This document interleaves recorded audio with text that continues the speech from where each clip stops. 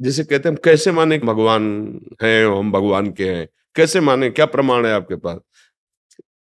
अध्यात्म कोई प्रमाण की वस्तु है क्या? वो अनुभव की वस्तु है, अनुभूत विषय। वो कोई प्रकृत राम अतर्क बुद्धि मन बानी, जो मन बुद्धि के अतर्क है, उसे कैसे हम प्रमाणित करें? पर पिता का ये पुत्र है तो उसमें कुछ गुण मिलते होंगे, स्वभाव मिलता होगा, तो पहचाना जा सकता है कि तुम अमुक के लड़के हो क्या? बोले कैसे पहचाना? बोले कुछ स्वभाव मिलता है। तो जैसे हमारे अंशी जो है प्रभु, वो अविनाशी हैं, तो हमारे अंदर एक चाहत है कि मैं मरूं नहीं कभी, है ना? सबके अंदर है ना, मैं मरूं नहीं, इसका मतलब मैं प्रभु का अंश हूं। दूसरी बात, हमारे प्रभु आनंद राशि है, हमारे अंदर ये चाहत है कि मुझे कभी दुख न मिले, सदैव आनंद ही आनंद है ना, चाहत सबके अंदर। तो हम है ना प्रभु के अंश। तीसरी बात है कि हर परिस्थिति में मैं शांत रहूं, नहीं, शांति में।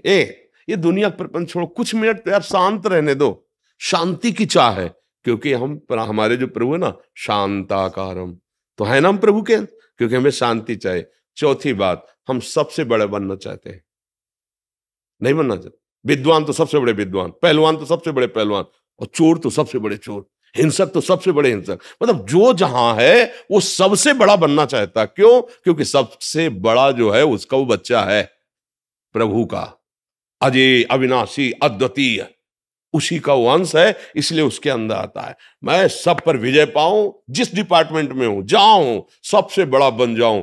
ये कुछ लक्षण ऐसे बताते हैं कि तुम प्रभु के अंश हो।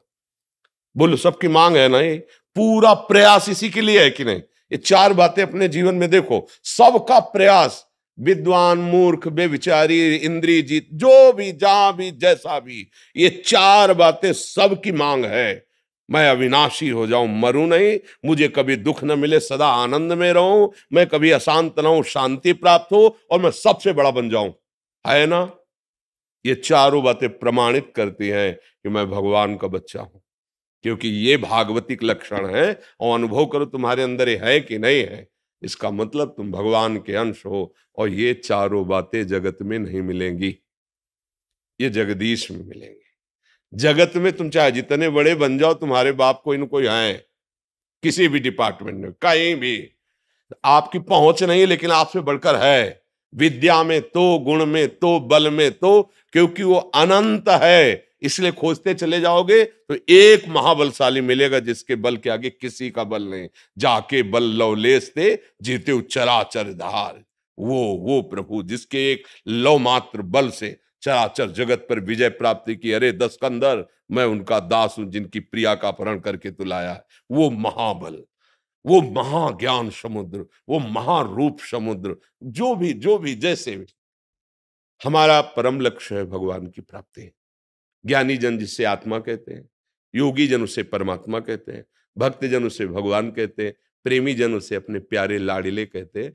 उनके ये सब शब्दावली हैं, जिस रूप में चाहो जैसे चाहो, ये यथा माम प्रपद्यन्ते तास तथैव भजामि। जैसे ये भगवान का प्यार देखो, जैसे चाहो, तो आज चाह रहे हो ना पत्नी रूप में, वही बना है, पुत्र रूप में वही बना है, जो तुम दृश्य देख रहे हो भेद में वही बना हुआ है। मत्ता परतरम नान्यत् किंचित् अस्ति धनंजय, मैं ही मैं हूं, मैं ही मैं। अब बस ये कि तुम चाहते क्या हो। अगर तुम विषय चाहते हो, जगत चाहते हो, तो और कोई नहीं, कृष्ण ही बना हुआ है, कोई नहीं, किंचन मात्र। वो वेद कहता है सर्वम खलमिदम ब्रह्म नेनानास्ति। तो फिर जब किंचन मात्र कोई और है ही नहीं, तो विषय भी तो वही बना है, पर ये तुम जानते नहीं हो, इसीलिए तुम भोक्ता भाव किए हो, यही तुम्हें फंसाए हुए है। इसलिए मन वचन कर्म से गुरुजनों का आश्रय लेकर उनके अमृतमय वचनों का हम आदर करते हुए श्रवण करें, मनन करें और आचरण में उतारें, तो परम लक्ष्य की प्राप्ति निश्चित, क्योंकि वो है, प्राप्त है, केवल अनुभव करना है। सच्ची बात, उसको उपजना नहीं, कोई साधना की उपज नहीं, परमात्मा ज्ञान या परमात्मा प्रेम वो है। जैसे प्रेम है, वही प्रेम हमारा देह में है, देह संबंधियों में है, भोगों में है। भगवान का प्रेम कैसे जागृत होता है?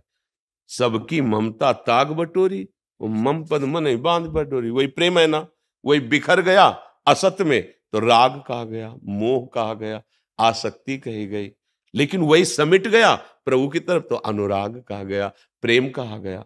कोई अलग चीज नई उपजती नहीं साधना से। जो तत्व ज्ञान है, जो तत्व है, जिसको हम भूले हुए हैं, उसी की स्मृति आ गई। नष्टो मोहा स्मृति लब्धा तत्प्रसादान में। कोई नई चीज तो नहीं हुई ना। पूरी गीता सुनने के बाद कोई नई चीज उपजी क्या? नहीं। जो अंधकार कोहरा था भगवान के वचन रूपी सूर्य के प्रकाश से नष्ट हुआ तो स्मृति हो गई। किसकी? अपनी स्मृति हो गई, अपने स्वरूप की स्मृति। पूर्व से ही विद्यमान थी, जो पूर्व से ही विद्यमान थी, हाँ, उसकी स्मृति, उसकी स्मृति, उसी का अनुभव हो गया। साधना से कोई नई वस्तु प्राप्त नहीं होती है। हाँ, जिसको हम भूले हुए हैं। जासु कृपा सब भ्रम मिट जाई, गिर जासु कृपाल रघुराई।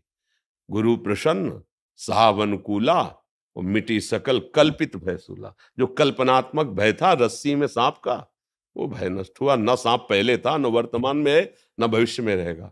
केवल माना हुआ हमारा भय वो छूट गया, वो रस्सी ही थी। ऐसे ही जैसे स्वर्णकार कुंडल के अलग पैसे नहीं देगा, हार के अलग पैसे नहीं देगा, कंगन के अलग पैसे नहीं देगा, वो वजन में सोने के पैसे देगा। कितना सोना है? 5 तोला। बोले कंगन अलग है, हार अलग है, अंगूठिया, हमको इससे मतलब नहीं है। हमको सिर्फ स्वर्ण से मतलब। हमारे तराजू में स्वर्ण है और उसकी पेमेंट लो, क्योंकि वो स्वर्ण देखता है, आकार नहीं देखता। ऐसे ही जो ज्ञानी है वो शब्द में एक तत्व देखता है। जितने भी कुंडल कंकण आदि बने हुए हैं वो स्वर्ण ही है। ऐसे ही जड़ चैतन्य जो भी बना हुआ है वो परमात्मा ही है। ऐसा बोध हो गया, वो जीवन मुक्त हो गया।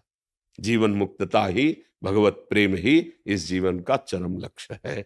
और उसकी प्राप्ति, जो विस्मृत है उसकी स्मृति, जो स्मृति में उसकी विस्मृति। हम संसार के सन्मुख है, स्वरूप से बेमुख है, प्रभु से बेमुख है। अब थोड़ा उल्टा होना पड़ेगा, प्रभु के सन्मुख, संसार से बेमुख। हम प्रभु को साधन बनाए हुए, साध्य विषय को बनाए हुए, थोड़ा उल्टा कीजिए। साधन विषय बना लीजिए, साध्य प्रभु बना लीजिए, नियाल हो जाएंगे। जहां है वही भगवत प्राप्ति हो जाएगी।